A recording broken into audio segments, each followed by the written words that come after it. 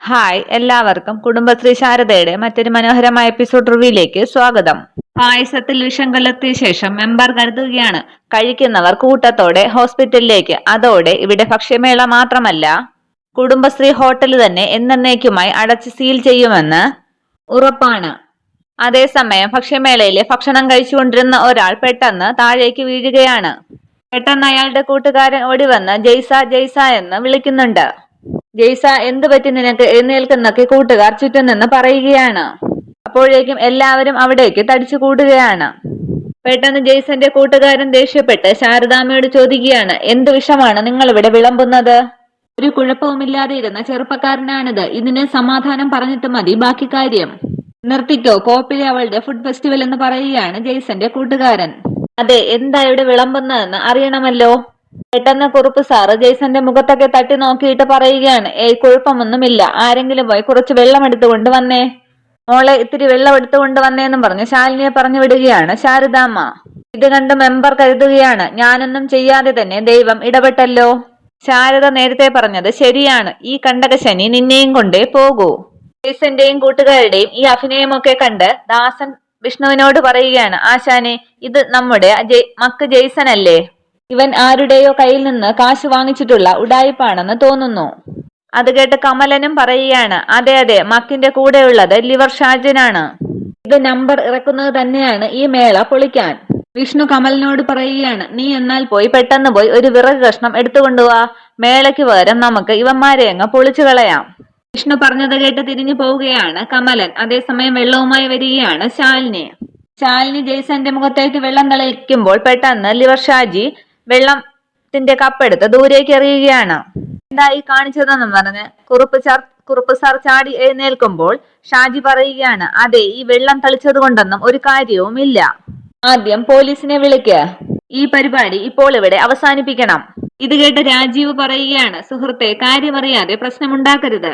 ഇവിടെന്ന് കഴിച്ച ഭക്ഷണത്തിലാണ് കുഴപ്പമെന്ന് ആര് പറഞ്ഞു? ഇയാളെ ആദ്യം ഹോസ്പിറ്റലിലേക്ക് കൊണ്ടുപോകുക, എന്നിട്ട് അവർ പറയട്ടെ എന്താ കുഴപ്പമെന്ന്. പോടാ, നീ ആരാ നിയമം പറയാൻ എന്നും പറഞ്ഞ രാജീവിനെ പിടിച്ചു തള്ളുകയാണ് ആ കൂട്ടുകാരൻ. അർജുനും ഇടപെടുകയാണ്. അർജുൻ പറയുകയാണ്, ഹലോ, ആവശ്യമില്ലാതെ പ്രശ്നമുണ്ടാക്കരുത്. I am an advocate. അതിനെന്താ, നിന്നെ കാണുമ്പോൾ ഞങ്ങൾ എഴുന്നേറ്റ് നിന്ന് സല്യൂട്ട് ചെയ്യണമോ എന്ന് ചോദിക്കുകയാണ് അയാൾ. അർജുന്റെ തോളിൽ തട്ടിക്കൊണ്ട് വിഷ്ണു പറയുകയാണ്, അർജുൻ, നിങ്ങളൊന്നും പറയുന്ന ഭാഷ ഇവർക്ക് മനസ്സിലാകില്ല. ഇവർക്കുള്ള മറുപടി ഞാൻ കൊടുക്കാം. അതിനുശേഷം കമലന്റെ കയ്യിൽ നിന്നും വിറക് കഷ്ണം വാങ്ങുകയാണ് വിഷ്ണു. അത് വാങ്ങി പെട്ടെന്ന് നിലത്ത് കിടക്കുന്ന ജെയ്സന്റെ കാലിൽ ആഞ്ഞടിക്കുകയാണ് വിഷ്ണു. വേദന കൊണ്ട് പുളഞ്ഞ ജെയ്സൺ ചാടി എഴുന്നേൽക്കുകയാണ്. ജെയ്സന്റെ കോളറിന് കുത്തിപ്പിടിച്ചിട്ട് വിഷ്ണു ചോദിക്കുകയാണ്, മാറിയോടാ നിന്റെ ബോധക്കേട്, അല്ലെങ്കിൽ അപ്പുറത്തെ മുട്ടിനു കൂടി ഒരെണ്ണം തരാം. അത് കണ്ട് ലിവർ ഷാജി ചോദിക്കുകയാണ്, ബോധം കെട്ട് കിടക്കുന്നവന്റെ മുട്ടിനാണോ അടിക്കുന്നത്? പോക്കൃത്തരമല്ലേ നിങ്ങൾ കാണിക്കുന്നത്? അവന്റെ അസുഖത്തിനുള്ള ചികിത്സയാണ് മോനെ കൊടുത്തത്, വേണമെങ്കിൽ നിനക്കും തരാം എന്ന് വിഷ്ണു പറയുമ്പോൾ വിഷ്ണുവിനെ പിടിച്ചു തള്ളുകയാണ് ഷാജി. വിഷ്ണുവിനെ അടിക്കാനായി രണ്ടുപേർ പിടിച്ചു നിർത്തി കൊടുക്കുമ്പോൾ അവരുടെ കൈ തട്ടി മാറ്റി വിഷ്ണു ഷാജിയെ കമ്പുകൊണ്ട് അടിക്കുകയാണ്. ഇത് കണ്ട് മെമ്പർ കരുതുകയാണ്, അയ്യോ, ആ പ്ലാനും പാളിയല്ലോ. ആകെ ആക്രോശിച്ച് വിഷ്ണു പറയുകയാണ്, ഇവന്മാരാണ് കുടുംബശ്രീ ഹോട്ടലിലെ ഭക്ഷണത്തിൽ പാറ്റയിട്ടതും ഹോട്ടൽ അടിച്ചു തകർത്തതും. ഇവന്മാരുടെ ടീമാണത്. ദാസവാട വിടരുതവന്മാരെ എന്ന് പറഞ്ഞ് എല്ലാവരും ചേർന്ന് അവരെ കൈകാര്യം ചെയ്യുകയാണ്.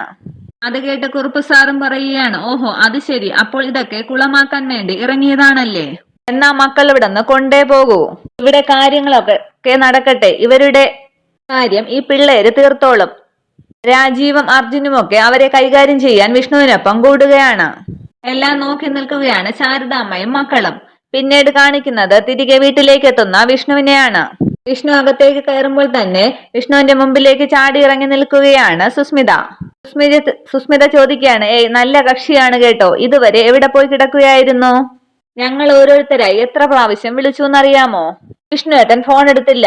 ആകെ ദേഷ്യപ്പെട്ട് വിഷ്ണു ചോദിക്കുകയാണ്, ആ, ഫോൺ എടുത്തില്ല, അതിന് നീ എന്നെ അങ്ങ് തൂക്കിക്കൊല്ലുമോ? വഴിമാറ്, എനിക്ക് വീട്ടിൽ കയറണം. അതൊക്കെ കണ്ട് സുസ്മിത ചോദിക്കുകയാണ്, നല്ല ബെസ്റ്റ് മൂഡാണ്. അതെ, ഈ ദേഷ്യവും ഇറിറ്റേഷനൊന്നും അകത്ത് കാണിക്കരുത്. അവിടെ ഒരാൾക്കിതൊന്നും പരിചയമില്ലാത്തതാണ്. മരുമകൻ വളരെ സോഫ്റ്റ് ആൻഡ് കൂൾ ആണെന്നാണ് അദ്ദേഹത്തിന്റെ വിചാരം. മരുമകനോ എന്ന് ചോദിക്കുകയാണ് വിഷ്ണു. സുസ്മിത പറയുകയാണ്, മരുമകൻ തന്നെ. അകത്ത് നിങ്ങളുടെ ഗസ്റ്റ് ആയിട്ട് വന്നിരിക്കുന്നത് എന്റെ സ്വന്തം അച്ഛനാണ്. ആ ഇങ്ങോട്ടെന്നും പറഞ്ഞ് വിഷ്ണുവിന്റെ കൈ പിടിച്ച് അകത്തേക്ക് കൂട്ടുകയാണ് സുസ്മിത. കൈവിടടി എന്നൊക്കെ വിഷ്ണു പറയുന്നുണ്ട്. എല്ലാവരുടെയും മുൻപിലേക്ക് വിഷ്ണുവിനെ കൊണ്ടുവന്ന് നിർത്തിയിട്ട് സുസ്മിത പറയുകയാണ്, കൈയോടെ ഹാജരാക്കിയിട്ടുണ്ട്, ഇനി വിചാരണ തുടങ്ങാം. സുസ്മിതയുടെ അച്ഛൻ ചോദിക്കുകയാണ്, hi Vishnu, good afternoon, how are you? Vishnu പറയുകയാണ്, ഹായ്, കുഴപ്പമൊന്നുമില്ല. അങ്കിൾ എപ്പോഴെത്തി നാട്ടിൽ? ഒരു 11:30 ആയപ്പോൾ എത്തി. ഫ്ലൈറ്റ് ഇറങ്ങി നേരെ ഇങ്ങോട്ടാണ് പോന്നത്. ഇവളെ കാണണമല്ലോ, പിന്നെ തന്റെ പാരന്റ്സിനോട് കുറച്ച് കാര്യങ്ങൾ സംസാരിക്കാനും ഉണ്ടായിരുന്നു. മോനിരിക്കെ, നീയും ഇരിക്കുക എന്ന് സുസ്മിതയോടും പറയുകയാണ് സുസ്മിതയുടെ അച്ഛൻ. സത്യഭാമ പറയുകയാണ്, അതെ, രാജേട്ടൻ സംസാരിച്ചുകൊണ്ടിരുന്നത് നിന്റെ കാര്യം തന്നെയാണ്, നിങ്ങളുടെ രണ്ടാളുടെയും കല്യാണക്കാര്യം. സുസ്മിതയുടെ അച്ഛൻ പറയുകയാണ്, അതെ, എത്രയും പെട്ടെന്ന് നമുക്കതങ്ങ് നടത്തണം. ഞാൻ വരാൻ വേണ്ടിയിട്ടാണല്ലോ ഇത്രയും വച്ച് താമസിപ്പിച്ചത്. ഇനി കുറച്ചുനാൾ ഞാൻ ഇവിടെ തന്നെ കാണും. കാര്യങ്ങളൊക്കെ മുന്നോട്ട് നീങ്ങട്ടെ. എന്താ അങ്ങനെയല്ലേ രാഘവൻ ചേട്ടാ എന്ന് രാഘവൻ നായരോട് ചോദിക്കുകയാണ് സുസ്മിതയുടെ അച്ഛൻ. അതെ, ഇവിടെ എല്ലാവർക്കും അതിൽ സന്തോഷമേ ഉള്ളൂ രാജ. നല്ല കാര്യങ്ങൾ എന്തിനാ വെച്ച് താമസിപ്പിക്കുന്നത്? രാജൻ പറയുകയാണ്, വെരി ഗുഡ്. ദേ, പെണ്ണിന്റെയും ചെറുക്കന്റെയും മുൻപിൽ വച്ച് ഞങ്ങളിത് ആണുങ്ങൾ തമ്മിലുള്ള വാക്ക് എന്ന് പറഞ്ഞ് രാജനും രാഘവൻ നായരും പരസ്പരം വാക്ക് എന്നും പറഞ്ഞ് കൈ കൊടുക്കുകയാണ്.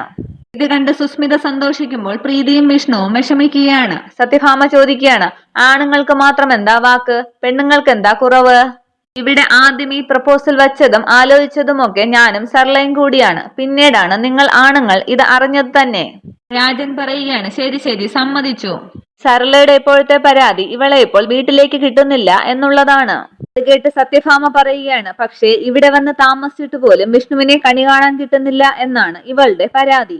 ഇവനാണെങ്കിൽ ഏതു നേരവും തിരക്കും. അന്നേരം രാജൻ പറയുകയാണ്, കുട്ടികളല്ലേ, ഈ സമയത്താണ് അധ്വാനിച്ച് 10 പൈസ ഉണ്ടാക്കാൻ പറ്റുന്നത്.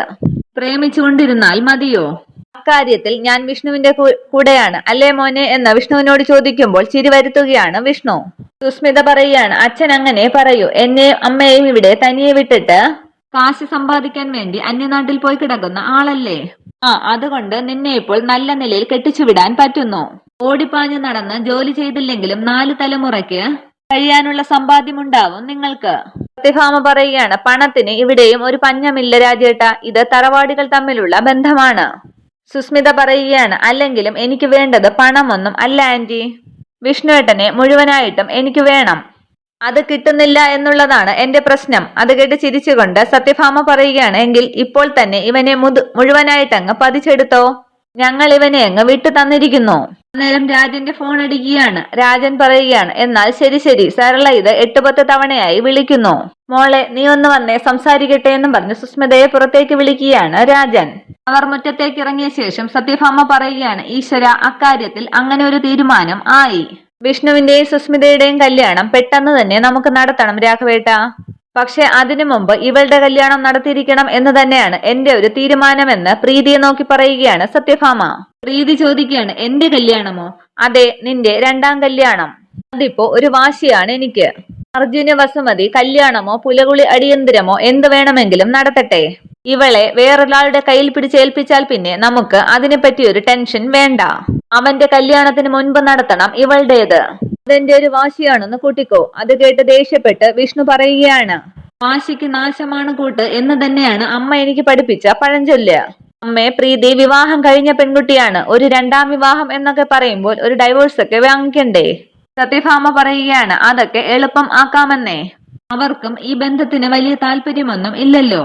ഫയൽ ചെയ്യുന്നത് ജോയിന്റ് പെറ്റീഷൻ ആണെങ്കിൽ പരസ്പര സമ്മതപ്രകാരം കാര്യങ്ങളൊക്കെ വേഗത്തിലാകും. പിന്നെ വലിയ മിടുക്കനായ വക്കീലായിരുന്നിട്ടും മാരേജ് സർട്ടിഫിക്കറ്റ് ഒന്നും അവൻ വാങ്ങിച്ചിട്ടില്ല. അതുകൊണ്ട് ഈ വിവാഹത്തിന് തന്നെ സാധ്യതയില്ല എന്ന് വേണമെങ്കിൽ നമുക്ക് വാദിക്കാവുന്നതേ ഉള്ളൂ. നിങ്ങൾ ഉറപ്പിച്ചോ, പ്രീതിക്ക് അവനേക്കാൾ കൊള്ളാവുന്ന ഒരു ചെറുപ്പക്കാരനെ കൊണ്ട് കെട്ടിച്ച് കാണിച്ചു കൊടുക്കും ഞാൻ ആ വസുമതിക്ക്. ഇതൊക്കെ കേട്ട് ദേഷ്യം കടിച്ചമർത്തി സങ്കടപ്പെട്ട് നിൽക്കുകയാണ് പ്രീതി. സത്യഭാമ പറയുകയാണ്, അതെ, ചാലിശ്ശേരിയിലുള്ള ഒരു ബാങ്ക് മാനേജറുടെ ആലോചന മുരുകൻ ബ്രോക്കർ കൊണ്ടുവന്നിട്ടുണ്ട്. ധനസ്ഥിതിയിലും തറവാടിത്തത്തിലും നമുക്ക് തോളൊപ്പമാണ്. ഫോട്ടോയിൽ കാണാനും സുന്ദരൻ. സെക്കൻഡ് മാരേജ് ആണെന്നേ ഉള്ളൂ. ആദ്യ വിവാഹത്തിലെ ഭാര്യ ഒരു അപകടത്തിൽ മരിച്ചു. മറ്റു ബാധ്യതകളൊന്നും ഇല്ലതാനും. അവനെ ഒരു ദിവസം കാണാമെന്ന് ഞാൻ വാക്കു പറഞ്ഞിരിക്കുകയാണ്. ഇതൊക്കെ കേട്ട് ദേഷ്യപ്പെട്ട് മുകളിലേക്ക് കയറി പോവുകയാണ് പ്രീതി. ഇതൊക്കെ കണ്ട് വിഷ്ണു സത്യഭാമയോട് ചോദിക്കുകയാണ്, അമ്മ ഇതൊക്കെ എന്തൊക്കെയാണ് ഈ ചെയ്യുന്നത് അവളുടെ മനസ്സിൽ എന്ന് പറയുമ്പോൾ സത്യഭാമ തടയുകയാണ്, നിർത്ത്, അവളുടെ മനസ്സിലെ പലതും കാണും. അത് നോക്കിയിരിക്കാൻ ഇനിയും ബുദ്ധിമുട്ടുണ്ട്. പെണ്ണ് വീട്ടിലിരുന്ന് പഴകിയാൽ അതിന്റെ കുറവ് അച്ഛനും അമ്മയ്ക്കുമാണ്. നിനക്കത് പറഞ്ഞാൽ മനസ്സിലാകില്ല, അത്ര തന്നെ. അതിനുശേഷം രാഘവൻ നായരെയും കൂട്ടി അകത്തേക്ക് പോവുകയാണ് സത്യഭാമ. ദേഷ്യപ്പെട്ട് പുറത്തേക്ക് പോവുകയാണ് വിഷ്ണു. വീണ്ടും കുടുംബശ്രീ ഹോട്ടൽ പുനർനിർമ്മിക്കുകയാണ് രാജീവും ശാരദാമ്മയും കുറുപ്പ് സാറും എല്ലാവരും ചേർന്ന്. ഹോട്ടലിന്റെ ബോർഡൊക്കെ തൂക്കുകയാണ് ശങ്കരേട്ടൻ. അതേസമയം ശാരദാമ്മ അവിടേക്ക് ചായയുമായി വരികയാണ്. രാജീവിന് ചായ കൊടുക്കുകയാണ് ശാരദാമ്മ. ബോർഡ് ഒന്നുകൂടി നോക്കിയ ശേഷം ശാരദാമ്മ ചോദിക്കുകയാണ്, പണിയൊക്കെ തീരാറായല്ലോ? ആ, തീരാറാവുന്നു എന്ന് പറയുകയാണ് കുറുപ്പ് സാർ. എല്ലാം കഴിയുമ്പോൾ കുടുംബശ്രീ പഴയതിലും ഭംഗിയാകും എന്നാണ് സംശയം. ഇതിനാണ് ലെക്ചർ സാർ വരെ ലീവ് എടുത്ത് സമയം ചിലവാക്കുന്നത്. നമ്മുടെ വക്കീലും ശാലിനിയും മാർക്കറ്റിൽ സാധനം വാങ്ങാൻ പോയിരിക്കുകയാണ്. ഇപ്പോൾ എങ്ങെത്തും? ശാരദാമ്മ പറയുകയാണ്, ഒരുപാട് സന്തോഷം. ഇതിനൊക്കെ എങ്ങനെയാണ് നന്ദി പറയേണ്ടതെന്നാണ് എനിക്കറിയാൻ വയ്യാത്തത്. രാജീവ് പറയുകയാണ്, നന്ദിയല്ല ശാരദാമ്മേ, ഞങ്ങൾ നാട്ടുകാരുടെ ഒരു വാശിയാണ്. ആക്ച്വലി ഒരു ഭൂകമ്പത്തിലോ മണ്ണിടിച്ചിലോ ആണ് കുടുംബശ്രീ ഹോട്ടൽ തകർന്നു പോയിരുന്നതെങ്കിൽ അത് പുനർനിർമ്മിക്കാൻ എല്ലാവരും ഒത്തൊരുമയോടെ ഇങ്ങനെ സംഘടിക്കില്ല എന്നാണ് എനിക്ക് തോന്നുന്നത്. ഇപ്പോ ഒരാളെ തകർക്കാൻ മറ്റൊരാൾ തുനിഞ്ഞിറങ്ങുമ്പോൾ അതിന് വഴങ്ങിക്കൊടുക്കാൻ ഞങ്ങൾക്കിത്തിരി ബുദ്ധിമുട്ടാണ്. ശങ്കരേട്ടനും പറയുകയാണ്, അതേ ശാരദാമ്മേ, ആ രാജേശ്വരിക്ക് ഉഗ്രനൊരു തിരിച്ചടിയാണിത്. കുറുപ്പ് സാർ പറയുകയാണ്, മാത്രവുമല്ല ഇത്രയും നാട്ടുകാരുടെയും സംഘടനകളുടെയും പിൻബലം ശാരദാമ്മയ്ക്ക് ഉണ്ടെന്നുള്ളതിന്റെ ഒരു മുന്നറിയിപ്പ് കൂടിയാണ് ഇത്. അവരിനി ഇവിടെ കള്ള് ഷാപ്പ് തുറക്കാൻ വരില്ല എന്നുള്ളത് ഉറപ്പാണ്. അവരുടെ ആ നീക്കത്തിനുള്ള നല്ലൊരു തിരിച്ചടിയായിരുന്നു നമ്മുടെ ഈ കുടുംബശ്രീ ഭക്ഷ്യമേള. ശാരദാമ്മ പറയുകയാണ്, തിരിച്ചടി കൊടുക്കണമെന്നൊന്നും എനിക്കില്ലായിരുന്നു. എന്റെയും മക്കളുടെയും ജീവിതമാർഗം മുട്ടരുത്. അതിനൊപ്പം ഈ കുടുംബശ്രീ ആശ്രയിച്ചു നിൽക്കുന്ന കുറച്ച് അഗതികളും അനാഥ കുഞ്ഞുങ്ങളും ഉണ്ട്. അവരുടെയും അന്നം മുടങ്ങരുത്. അതിനേക്കാളൊക്കെ പ്രധാനമായിരുന്നു രാജിയുടെ സർജറി. നമുക്ക് വേണ്ടി ജീവൻ കൊടുക്കാൻ തുനിഞ്ഞവളാണ് അവൾ. ആ സംഭവം കൊണ്ട് അവളുടെ കൈക്ക് സ്വാധീനമില്ലാതായാൽ ജീവിതകാലത്ത് ഒരിക്കലും മനസമാധാനം ഉണ്ടാകില്ലായിരുന്നു ഞങ്ങൾക്ക്. അതെ, ആ സർജറിക്കുള്ള പണവും നമുക്ക് കിട്ടിയല്ലോ. ശാന്ത പറയുകയാണ്, കുടുംബശ്രീ ഈ നാടിന്റെ തന്നെ സ്ത്രീയാണ് ശാരദാമ്മേ, അത് അണയരുത്. അണയ്ക്കാനും കഴിയില്ല ആര് വിചാരിച്ചാലും. രാജീവ് പറയുകയാണ്, അതെ, ശാരദാമ്മയുടെ നല്ല മനസ്സിന് ദൈവം തന്നെ പ്രതിഫലം തന്നു എന്ന് കൂട്ടിയാൽ മതി. ഇപ്പോൾ ഈ പരീക്ഷണം അതിജീവിച്ചില്ലേ, ഇനിയെല്ലാം നല്ല സ്ട്രോങ് ആയിട്ട് തന്നെ മുന്നോട്ട് പോകും. സ്ട്രോങ് ആക്കണം നമുക്ക് എന്ന് ശാരികയെ നോക്കി പറയുകയാണ് രാജീവ്. ശാരദാമ്മ പറയുകയാണ്, തീർച്ചയായും ഇപ്പോൾ എന്നെ സഹായിച്ച ഓരോരുത്തരും എന്റെ ദൈവങ്ങളാണ്. ദൈവം നേരിട്ട് വന്ന് ആരെയും സഹായിക്കാറില്ലല്ലോ, ഓരോ മനുഷ്യരെ കൊണ്ടാണ് അത് ചെയ്യിക്കുന്നത്. സഹായം സ്വീകരിക്കുന്നവനെ സംബന്ധിച്ച് മനുഷ്യരൂപത്തിലുള്ള ദൈവമാണ് ആപത്ത് സമയത്ത് കൈനീട്ടുന്നത്. ഇതൊക്കെ കേട്ട് ചിരിച്ചുകൊണ്ട് കുറുപ്പ് സാർ പറയുകയാണ്, മതി ഈ നന്ദി പറച്ചിൽ. ഇനി വന്ന് ഐശ്വര്യമായിട്ട് ആ ദൈവങ്ങളുടെ മുൻപിൽ വിളക്കൊന്ന് കത്തിച്ചാട്ടെ. എന്നിട്ട് സമോറയിൽ വെള്ളം തിളപ്പിച്ച് ഞങ്ങൾക്കൊരു പാൽ ചായ അതുകൂടി കുടിച്ചിട്ട് വേണം ഞങ്ങൾക്ക് ഇവിടുന്ന് പോകാൻ. അതിനെന്താ, വന്നാട്ടെ എന്ന് പറഞ്ഞ് എല്ലാവരെയും അകത്തേക്ക് ക്ഷണിക്കുകയാണ് ശാരദാമ്മ. അതിനുശേഷം വിളക്ക് തെളിയിക്കുകയാണ് ശാരദാമ്മ. പിന്നീട് കാണിക്കുന്നത് അമ്പലനടയിൽ നിൽക്കുന്ന അർജുനെയും ശാലിനിയുമാണ്. കൂടെ പ്രീതിയുമുണ്ട്. ദേഷ്യപ്പെട്ട് പ്രീതി അർജുനോട് പറയുകയാണ്, സോറി, എനിക്ക് മടുത്തു. നിങ്ങൾ എന്തൊക്കെ പറഞ്ഞാലും എനിക്കിനിയും പിടിച്ചു നിൽക്കാൻ ആവില്ല. ഒരു കാലത്ത് അർജുനേട്ടനൊപ്പം ജീവിക്കാം എന്നുള്ള പ്രതീക്ഷയിലാണ് അമ്മയുടെ ശാസനകൾക്കും ലക്ഷ്മണ രേഖകൾക്കും ഒക്കെ ഞാൻ വഴങ്ങി കൊടുത്തുകൊണ്ടിരുന്നത്. എന്നിട്ടും ഒന്നിനും ഒരു മാറ്റവും അവിടെ വരുന്നില്ല അർജുനേട്ടാ. ഏതായാലും മറ്റൊരാളുടെ താലിക്ക് തല കുനിച്ചു കൊടുക്കുക എന്നൊക്കെ പറയുന്നത് അത് പ്രീതിയുടെ മരണത്തിന് തുല്യമായിരിക്കും എന്നുള്ളത് ഉറപ്പാണ്. പക്ഷേ ആ വീട്ടിൽ താമസിക്കുന്നിടത്തോളം കാലം അമ്മ പറയുന്നത് അനുസരിക്കാതിരിക്കാനും എനിക്ക് കഴിയുന്നില്ല. ഞാനാകെ കൺഫ്യൂഷനിലായിരിക്കുകയാണ്. ഒന്നും മനസ്സിലാകുന്നില്ല എനിക്ക്. അന്നേരം ശാലിനി പറയുകയാണ്, അർജുനേട്ടാ, പ്രീതി പറയുന്നതിനെ പറ്റി നിസ്സാരമായി കാണരുത്. അവളുടെ പ്രശ്നം അർജുനേട്ടൻ മനസ്സിലാക്കണം. ഇപ്പോൾ ഇതിനെതിരെ കണ്ണടച്ചാൽ വലിയ ദുരന്തമായിരിക്കും കാത്തിരിക്കുന്നത്. അർജുൻ പറയുകയാണ്, എനിക്ക് മനസ്സിലാവുന്നുണ്ട് ശാലിനി. ആക്ച്വലി എന്ത് പറയണമെന്ന് ആലോചിക്കുകയായിരുന്നു ഞാൻ. കുറച്ചു മുമ്പ് പ്രീതിയുടെ ഏട്ടൻ ഒരു നിർദ്ദേശം വച്ചിരുന്നതാണ്. ഒന്നിച്ച് ജീവിക്കാൻ ഞങ്ങളുടെ അമ്മമാര് സമ്മതിക്കാത്തത് കൊണ്ട് ദൂരെ എവിടെയെങ്കിലും പോയി ജീവിക്കാൻ, അവരുടെ ഒന്നും കണ്ണും കാതും എത്താത്ത സ്ഥലത്ത്. ആദ്യം കേട്ടപ്പോൾ എനിക്കതത്ര രസിച്ചില്ല. അത് വേണ്ടാന്ന് ഞാൻ ഇവളോട് പറയുകയും ചെയ്തു. പക്ഷേ അത് തന്നെയാണ് നല്ലതെന്ന് എനിക്കിപ്പോൾ തോന്നുന്നു. അത് കേട്ട് പ്രീതിയും ശാലിനിയും സന്തോഷിക്കുകയാണ്. അർജുൻ പറയുകയാണ്, ഈ നശിച്ച നാട്ടിൽ ഇനി നിൽക്കണ്ട, ഇവിടെ വളരെ ബോർ ജീവിതമാണ്. അത് കേട്ട് ശാലിനി പറയുകയാണ്, ഓരോ നാടും നല്ലതും ചീത്തയും ഒക്കെ ആക്കുന്നത് അവിടെ ജീവിക്കുന്ന മനുഷ്യരാണ് അർജുനേട്ടാ. അല്ല, ഏട്ടൻ ഇപ്പോൾ പഴയ തീരുമാനം മാറ്റാൻ എന്താ കാരണം? അത് പറഞ്ഞില്ല. നിങ്ങൾ രണ്ടാളും അറിയേണ്ടാത്ത ചില കാര്യങ്ങൾ ഇതിനിടയിലുണ്ടെന്ന് കൂട്ടിക്കോ. ഇവിടം എനിക്കും പ്രീതിക്കും സേഫ് അല്ല എന്ന് മാത്രം മനസ്സിലാക്കിയാൽ മതി. ശാലിനി പറയുകയാണ്, അങ്ങനെയാണെങ്കിൽ തീർച്ചയായും ഇവിടം വിട്ടു പോകുന്നത് തന്നെയാണ് നല്ലത് അർജുനേട്ടാ. നിങ്ങളുടെ ജീവിതത്തിലെ നല്ല നാളുകൾ കൊഴിഞ്ഞു പോയിക്കൊണ്ടിരിക്കുകയാണ്. It's better late than never എന്നാണ് പ്രമാണം. ഇനി അമ്മമാരുടെ സമ്മതമോ ആശീർവാദമോ ഒന്നും കാത്തിരിക്കേണ്ട. ഒരു ദിവസം നിശ്ചയിക്ക് ഇവിടെ നിന്നും ഒളിച്ചോടി പോകാൻ. അർജുൻ പറയുകയാണ്, നിശ്ചയിക്കാനൊന്നും ഇല്ല, എത്രയും പെട്ടെന്ന് നടത്തണം. അത് നാളെ രാത്രി തന്നെ ആയാലോ എന്ന് ചോദിക്കുകയാണ് അർജുൻ. അത് കേട്ട് പ്രീതിയും ശാലിനിയും പരസ്പരം നോക്കുകയാണ്. ഇത്രയുമാണ് ഇന്നത്തെ എപ്പിസോഡ് വിശേഷങ്ങൾ. Okay, thank you.